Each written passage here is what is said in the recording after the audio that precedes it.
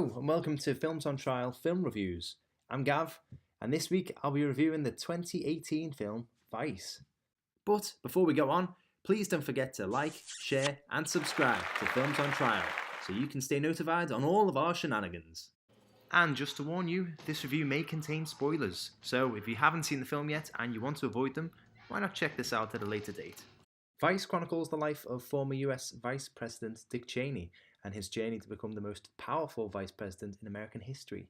Directed and written by Adam McKay, it stars Christian Bale as Dick Cheney, Amy Adams as Lynn Cheney, Steve Carell as Donald Rumsfeld, Sam Rockwell as George W. Bush, and has a supporting cast that includes Jesse Plemons, Tyler Perry, and Alison Pill.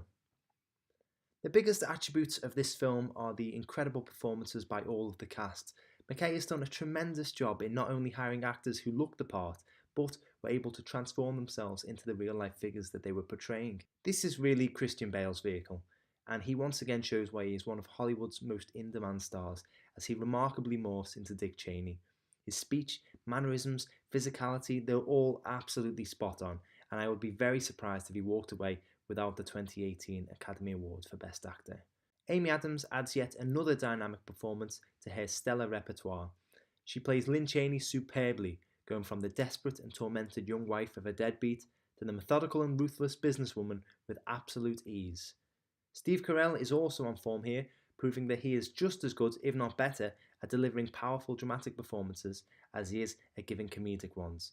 His turn as Rumsfeld is surprisingly layered and very, very captivating.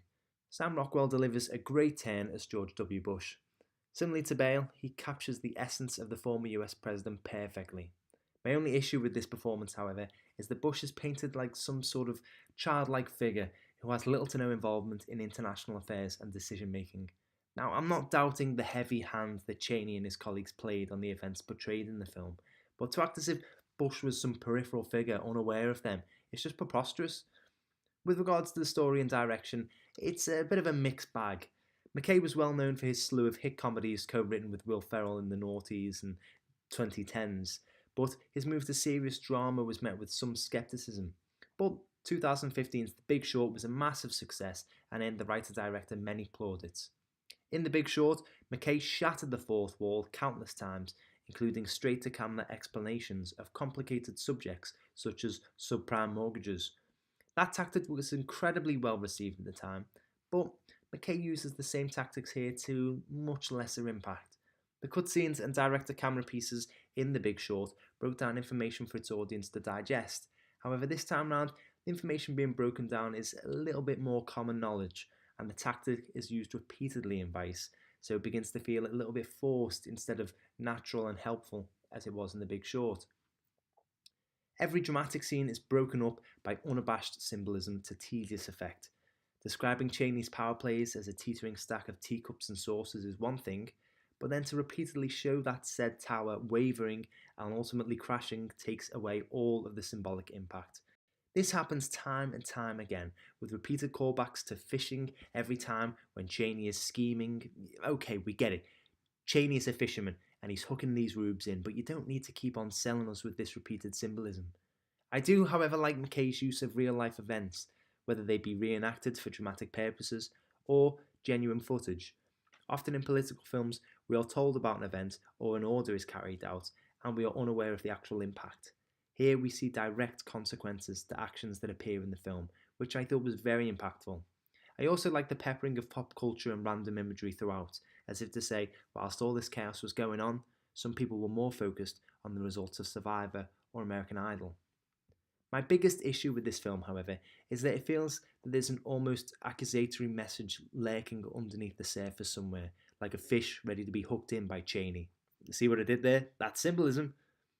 It not so subtly infers that the political landscape of America at this moment is a direct consequence of its audience's ignorant voting history. I know that America has taken a massive step back in the prevention and treatment of global warming, but there is no need to point the finger at the audience and say, some of you caused this. As if this wasn't subtle enough throughout the film, Cheney's last line of dialogue is a direct-to-camera insult that everything you have just watched and everything that he did was because you voted for him, so it's all your fault essentially. Then following that, there's this truly bizarre focus group scene in which stereotypes of a Trump supporter and a liberal get into the blame game before having a fight, whilst the stereotype of a millennial, and of course a woman to boot, looks on and says, "Oh, I can't wait for the new Fast and Furious film," as if to say it's not just the voters' fault for all this maybe, but equally those who are purposely or unintentionally oblivious to it all, as if you should all be doing more. Which is fine to say, people are entitled to their own opinions, but the sledgehammer approach in which it was delivered just feels very forced. So in conclusion, this feels a lot like Big Short version 2.0. The directing and the writing were good in parts, but in other parts they felt very laboursome and repetitive.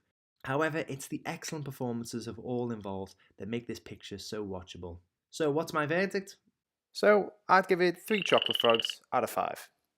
And before I leave you, it's time for some trivia. To get into the character of Cheney, Christian Bale studied heart attack prevention due to Cheney's history of heart problems. He then passed these tips on to director Adam McKay, which ended up saving his life as he experienced a heart attack during post-production. McKay then used real-life footage of a procedure to insert a stent in his heart as a sort of director cameo in the film. What do you think? Did you agree with the review? Let us know in the comments section below, and don't forget to like, share and subscribe. You can listen to Films on Trial on any podcasting platform, and why not check us out on Twitter @FilmTrials.